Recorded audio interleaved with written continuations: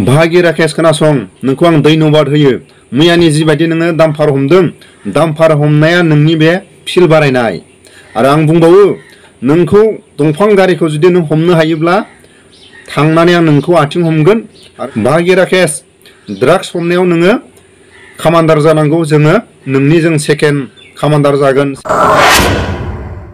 गिबियावनो आंनि अननाय आरो सिबिनायखौ बयनिसिमबो जासिहरो। दिनैनि बे समाव आंनि चेनेलनि नायगिरि गेदेरमा रायजो राजा गासिबो भिडिअखौ नायलांजोबोबा बुजिलांगोन।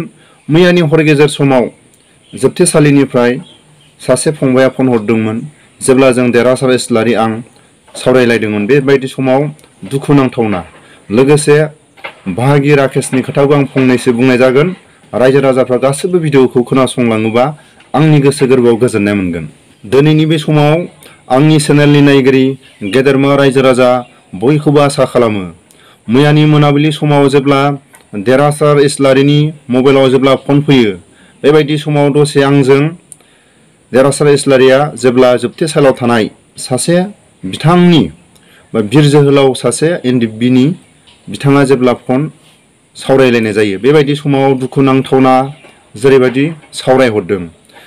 क'क्राझारनि सिङाव थानाय जेरैबायदि मोनसे गामियाव जोंनि बिर जोहोलाव जाय जोबथेसालियाव दं, बिथाङा गावनि माखासे दुखुनांथावना खोथा फोरमायो। जेब्ला 7 बोसोर जाबाय बिथाङा जोबथेसालियाव थानाया, बेबायदि समाव बिथांनि गथ' ना हिनजावसा जिखुनु जाया 7 बोसोरनि गथ' दं होननानै बुंदों। बेबायदि समाव गावनि हिनजावा गुबुन जायगायाव थांबाय। मानि थाखाय थांखो दिनैसिमबो स्पष्ट बियो दिनै खोनायाखै। मानो होनोब्ला जोंनि साननाय आरो जोंनि माखासे सावरायहरनायाव मैया जों ओरैबायदि सावरायहरदों, जाहाथे बिथाङाबो जोबथेसालियाव थानानै दुखु दा मोनथों।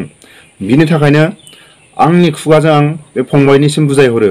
जेब्ला आं बुजायो, जोंनि बिर जोहोलावफोरनि गामियारि जायफोर दिनैसिमबो जोबथेसालियाव थानाय न'खरफोरखौ रावबो जोंनि बर' माहाजोनफ्रा, बर' थिखादारफ्रा, जाय दिनै बर' हारिनि मोननै पार्टि दं, बिथांमोना जेबो हेफाजाब होआ। बेबायदि समाव जायफ्रा दिनै गावनि गथ' गथाय न'खरखौ गारनानै दिनै गुबुन गुबुन जायगायाव खामानि मावनो थांनो गोनां जादों। दिनै 7 बोसोरनि गथ'खौ गालांनानै दिनै दिल्ली, मुम्बाइ, अबेबा बेंगालर मानो थाखाय हिनजाव मानसिया खामानि मावनो थांनो गोनां जाखो?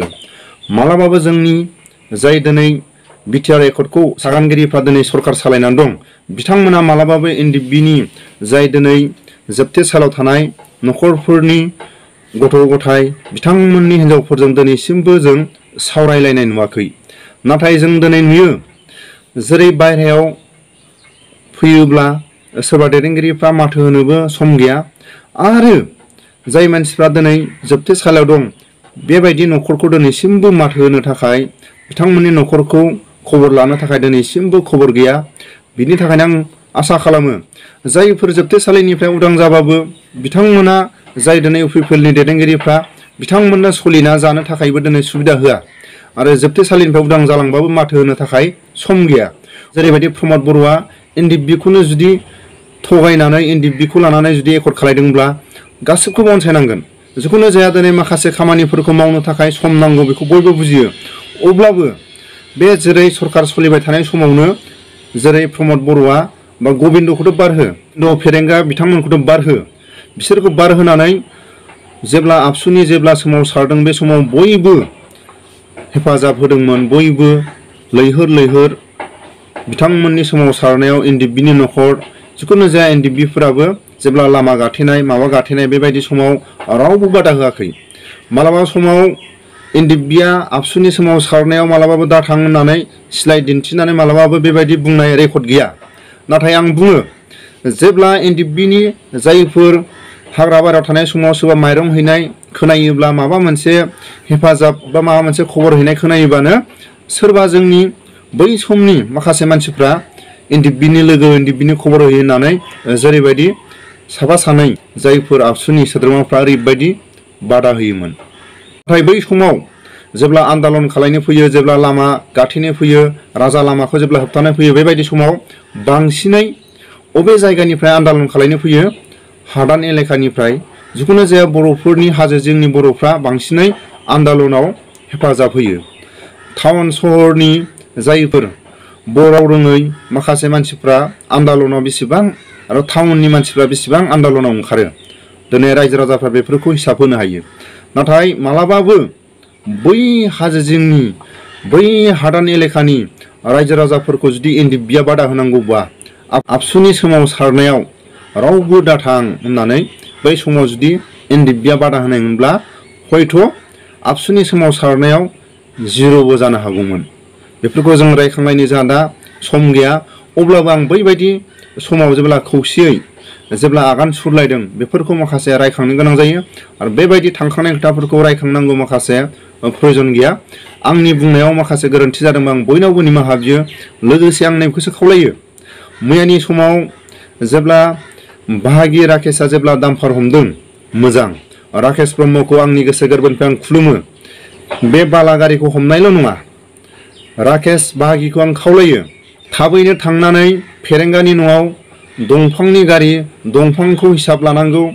बेसो राकेश ब्रह्मनि खामानि मावनाय।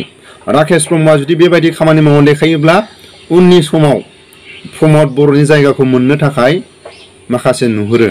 बिनि थाखायनो आङो बाहागि राकेशखौ आं खावलायहरो, जेरैबायदि मैयानि समाव दामफार गारिखौ हमदों बाहागि, बेबायदि नोङो दंफां गारिखौबो हमनानै देखायनांगौ।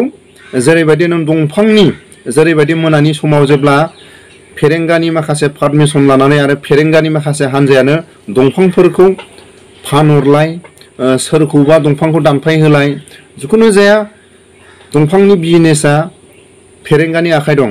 बेबायदिखौ जुदि नों हमनानै देखायोब्ला नोंनि जायगाया प्रमद बर'नि जायगायाव बाहागि। नों खोनासं बाहागि, जिखुनु जाया समाव मैयानि जि हमदों बाहागि राकेश, खोनासं, नोंखौ आं धन्यबाद होयो। मैयानि जिबायदि नोङो दामफार हमदों, दामफार हमनाया नोंनि बे फिल बारायनाय। आरो आं बुंबावो, नोंखौ दंफां गारिखौ जुदि नों हमनो हायोब्ला थांनानै आं नोंखौ आथिं हमगोन आरो फेरेंगाखौ नों प्रमान होनांगौ नोंनि मावनाया माबायदि स्पष्ट। नाथाय नों बे दाउ अमा बोरमा राननायखौ एसे खम खालाय। जिखुनु जाया समाव नोङो दामफार गारि, लामा बानायनाय, दंफां गारि हमनाय, जिखुनु जाया ड्राग्सनि खामानिखौ नोङो जुदि फिल्डआव ओंखारोबा बिटिआरनि सिङाव नों ड्राग्स हमनायनि नोङो कामान्डार जानांगौ बाहागि। लोगोसे जोंबो इनचार्ज जागोन, जों नोंनि खिथु खिथु जों थांगोन बाहागि।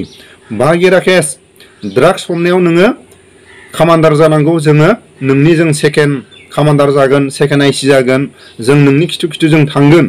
बाहागि राकेश, आं नोंखौ खावलायो दिनैनि बे समाव आं बयखौबो आसा खालामो राकेश ब्रह्मआ बेबायदि खामानि मावोबा प्रमद बर'नि जायगाखौ बेयो राकेश ब्रह्मआ मोनगोन। बिनि थाखायनो आं जोबथारनायाव खावलायो बाहागि राकेश, नोंनि खामानिया जाफुंबाय थागोन आरो नों ड्राग्स हमनायनि थाखाय नोङो कामान्डार लानांगौ आरो नोङो फेरेंगानि जायगायाव नोङो दंफां हमनानै देखायनांगौ। बेखौ आं खावलायहरो।